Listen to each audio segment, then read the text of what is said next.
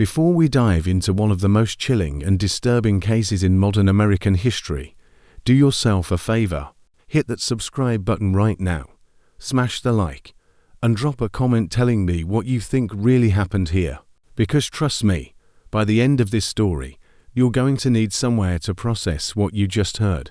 This case will haunt you. You've been warned. The morning of June 9th, 2020, arrived like any other summer day in the small, quiet town of Salem, Idaho. The sun climbed lazily over the distant mountains, casting golden light across endless fields of wheat and potato crops. Farmers were already out tending to their land. Sprinklers clicked rhythmically in the distance. Birds sang from fence posts and power lines. It was peaceful. It was ordinary. It was the kind of morning that made you believe nothing bad could ever happen in a place like this. But beneath that peaceful surface, something dark was waiting to be uncovered. At the edge of town, down a long dirt road that wound through farmland and pastures, a convoy of vehicles had gathered at 1994 East for 150 North. FBI agents in dark windbreakers stepped out of black SUVs, their faces grim and determined. Rexburg Police Department officers secured the perimeter with yellow crime scene tape that fluttered in the gentle morning breeze. Forensic technicians unpacked equipment from white vans, laying out tools and evidence bags with practiced precision. And then there were the dogs, specially trained cadaver dogs, brought in from across the state, their handlers gripping leashes tightly as the animals strained forward, eager to begin their grim work. This property belonged to Chad Daybell, a 51-year-old man who had built a modest following as an author of apocalyptic fiction. His books bore titles like One Foot in the Grave and Living on the Edge of Heaven, stories that blended Mormon theology with end-times prophecy and supernatural horror. Chad wrote about the veil between the living and the dead, about spirits and possession, about the coming tribulation that would separate the righteous from the wicked. To most readers, his books were harmless religious fantasy, niche entertainment for a specific audience. But investigators had come to believe that Chad Daybell's dark imagination had crossed a terrible threshold. They feared that his fiction had become reality. For 8 agonizing months, 2 children had been missing. 7-year-old Joshua Jackson Vallow, known to everyone as JJ, a bright-eyed little boy with autism who loved superheroes and gave the warmest hugs, and 16-year-old Tylee Ryan, his older sister, a typical teenager who dreamed of becoming a nurse and doted on her little brother with fierce protectiveness. Their mother, Lori Vallow, had refused to tell anyone where they were. She had lied to police, fled across state lines, and even traveled to Hawaii with her new husband, Chad Daybell, while the whole country searched desperately for her children. Every question was met with evasion. Every demand was ignored. And now, investigators had come to Chad's property with cadaver dogs and ground-penetrating radar, hoping to finally find answers, praying they were wrong about what those answers might be. The dogs worked methodically across the property, their noses close to the ground, their handlers watching for any sign of alerting behavior. The main house sat quiet and empty, Chad having been escorted off the property before the search began. Outbuildings dotted the landscape. A barn, a storage shed, a fire pit surrounded by lawn chairs where the family had presumably gathered for summer evenings. It was near that fire pit that the first dog stopped. The animal circled a patch of disturbed earth, sniffing intently, then sat down and looked at its handler. The handler raised a hand, signaling to the investigators nearby. The dog had detected the unmistakable scent of human decomposition. Excavation began immediately. Forensic technicians marked off a grid pattern, photographing every inch of ground before they began to dig. They worked slowly, carefully, using small hand tools to brush away dirt layer by layer. The morning sun climbed higher, and the temperature rose, but no one complained. No one spoke at all except in hushed, professional tones. At 18 inches down, a technician's brush revealed something that made everyone freeze. Black plastic, wrapped tightly around something roughly the size and shape of a human body. The lead investigator stepped forward, his face pale despite his years of experience. He had worked homicides before. He had seen terrible things, but nothing could prepare anyone for what they were about to uncover. But to truly understand the horror buried beneath that Idaho soil, we need to go back before the investigations and the search warrants, back before the missing children and the unanswered questions, back to when Lori Vallow was still considered a devoted mother, a beloved friend, and a woman who seemed to have everything under control. Chandler, Arizona, July 2019. The greater Phoenix metropolitan area sprawled across the desert like a massive organism, millions of people living their lives under the relentless Arizona sun. In one of countless suburban neighborhoods, the Vallow household occupied a comfortable home with terracotta roofing, desert landscaping, and all the trappings of upper-middle-class American life. From the outside, everything looked perfect, a successful family living the American dream. Inside lived Lori Vallow, her fourth husband Charles, their adopted son JJ, and Lori's daughter Tylee from her third marriage. Charles Vallow was a successful businessman who had built his career in the finance industry. He was generous, kind, and by all accounts deeply in love with his wife. He had legally adopted JJ, treating the boy as his own flesh and blood, reading him bedtime stories, and attending every school event. JJ had come into their lives through tragedy. His biological parents, Lori's brother Alex's children, had struggled with addiction and were unable to care for him. Lori had stepped in without hesitation, offering to adopt the little boy and give him the stable, loving home he deserved. And 4 years, that's exactly what she provided. Friends and family described Lori as a supermom.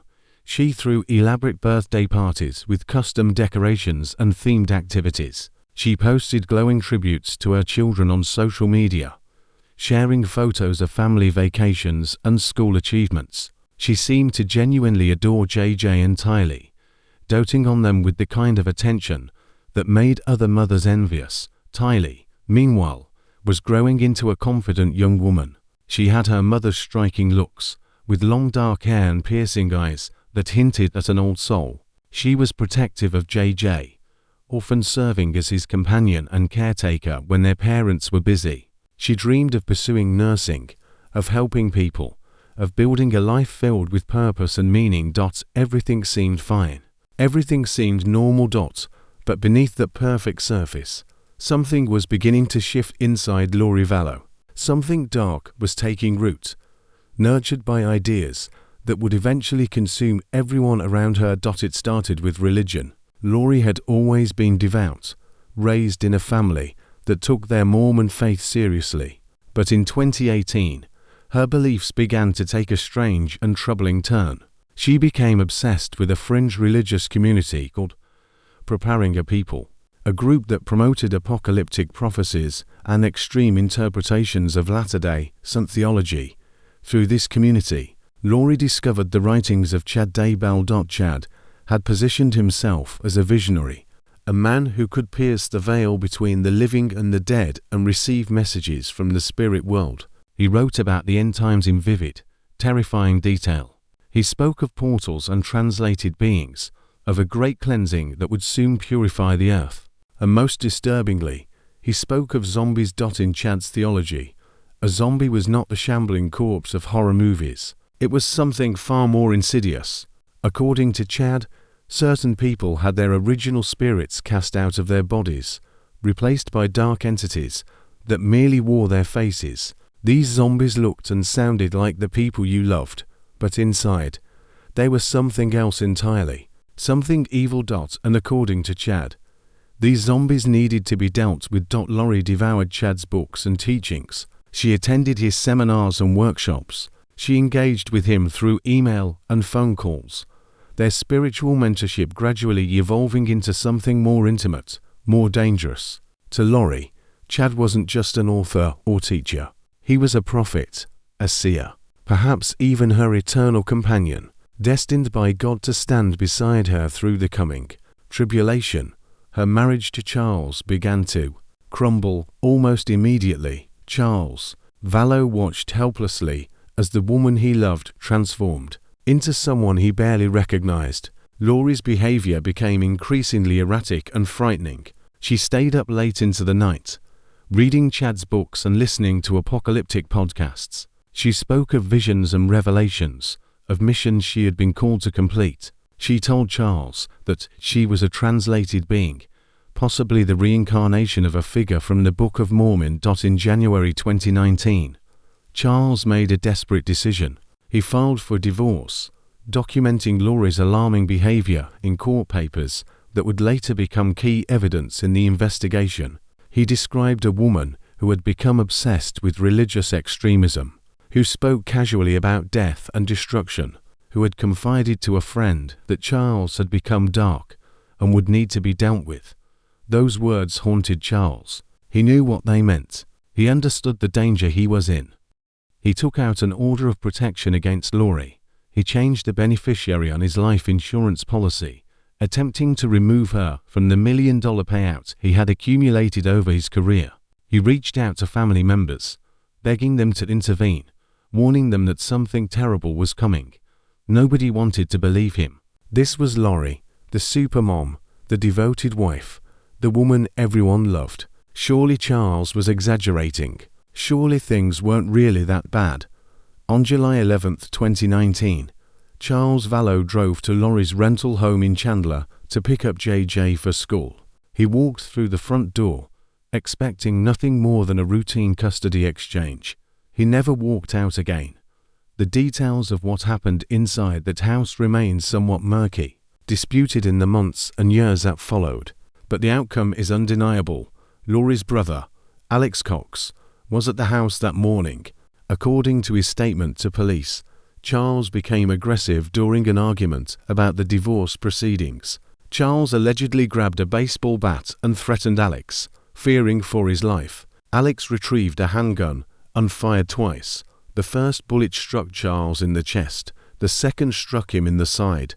Charles Vallow collapsed on the tile floor of the living room, his blood pooling beneath him. His life slipped away.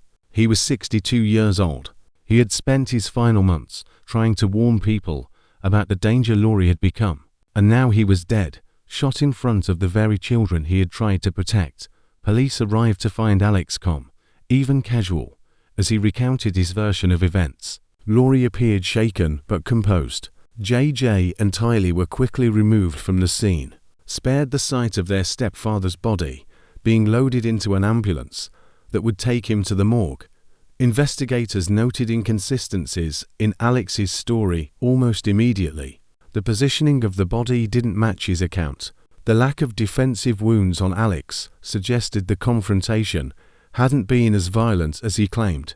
Several neighbors reported hearing shouting before the gunshots, but no one could confirm exactly what was said. Despite their suspicions, prosecutors ultimately declined to file charges. Arizona's self-defense laws were broad, and without concrete evidence to disprove Alex's version of events, the case was closed. Alex Cox walked free. And Lori Vallow collected $1 million from Charles's life insurance policy, the very policy he had tried so desperately to change before his death. Within weeks of Charles's killing, Lori made an announcement that stunned her friends and family. She was moving, packing up JJ and Tylee and leaving Arizona behind, their destination, Rexburg, Idaho, a small college town, just 15 miles from where Chad Daybell lived with his wife, Tammy. Lori enrolled her children in school. She rented a cheerful townhouse on Pioneer Road. She began attending local church services and introducing herself to neighbors as a recently widowed mother starting over. Nobody knew about the circumstances of Charles's death. Nobody knew about her relationship with Chad. Nobody knew that her children would soon vanish without a trace. On September 8, 2019, Lori took JJ, Tylee, and her brother Alex on a day trip to Yellowstone National Park. Photographs from that day show the family smiling in front of geysers and hot springs, looking for all the world like any other group of tourists enjoying the wonders of nature. Tylee posed with her little brother, her arm around his shoulders, her smile bright and genuine. Was the last photograph ever taken of her alive. That night, Tylee Ryan vanished from the face of the earth. 2 weeks later, on September 23rd, JJ attended his new school in Rexburg for the final time. His teachers would later remember him as an energetic, happy child who had seemed to be adjusting well to his new environment. He talked about his mom. He talked about his dog. He talked about the things that 7-year-old boys talk about. The next morning, Lori called the school and announced that she would be homeschooling JJ from now on. No further explanation was given. No forwarding information was provided. JJ Vallow was never seen alive again. Lori's lies were smooth and practiced. When people asked about Tylee, she explained that her daughter was attending college in Arizona. When they asked about JJ, she said he was staying with relatives out of state. Every question had an answer. Every concern was deflected with a smile and a reasonable-sounding explanation. But on October 19, 2019, the situation took a turn that no one anticipated. Chad Daybell's wife, Tammy, died suddenly in her sleep. She was 49 years old, a mother of 5, a seminary teacher beloved by her community. She had no history of heart problems, no chronic illness, no warning signs whatsoever. She simply went to bed one night and never woke up. Her death was ruled natural causes, attributed to an unspecified cardiac event. The local medical examiner, dealing with limited resources and no apparent evidence of foul play, declined to perform an autopsy. Tammy Daybell was buried quickly, her family's grief seemingly genuine and appropriate. 2 weeks later, Chad Daybell and Lori Vallow flew to Hawaii and got married on a beach in Kauai. The children were nowhere to be seen. And nobody was asking the right questions. Yet it took until late November for the alarm to truly sound. Kay Woodcock, JJ's grandmother and Charles Vallow's sister, had been trying to reach her grandson for months. She called Lori's phone repeatedly, leaving voicemails that were never returned. She sent text messages that went unanswered. She reached out through every channel she could think of, growing more desperate with each passing day. Finally, Kay contacted the Rexburg Police Department and requested a welfare check on her grandson. What officers discovered when they arrived at Lori's townhouse would launch a nationwide investigation. JJ wasn't there, Tylee wasn't there, and Lori's explanations didn't add up. She claimed the children were with relatives in Arizona. When officers made calls to verify, no one had seen them. She changed her story, claiming they were with friends. When pressed for names and contact information, she became evasive and hostile. She demanded to speak with her lawyer. She demanded the officers leave. Within hours, the investigation escalated. Detectives began pulling records, interviewing neighbors, building a timeline of Lori's movements over the past several months. What they discovered sent chills down their spines. Nobody had seen JJ or Tylee since September, and the last person spotted with both children on the same day was Lori's brother, Alex Cox. As investigators dug deeper into Lori Vallow's past, they uncovered a trail of death that stretched back years. Former husbands, family members, anyone who seemed to stand in Lori's way. They all met tragic ends. But when they finally obtained the cell phone records from the night Tylee disappeared, what they discovered would change everything investigators thought they knew about this case, because those records revealed a pattern, a timeline of death that pointed directly to one man's property. And that man had just married the mother of 2 missing children.